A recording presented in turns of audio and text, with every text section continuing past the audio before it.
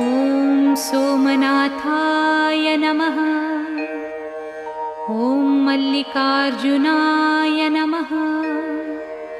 ॐ महाकालेश्वराय नमः। ॐ ओंकारेश्वराय नमः। ॐ वैद्यनाथाय नमः। ॐ भीमशंकराय नमः।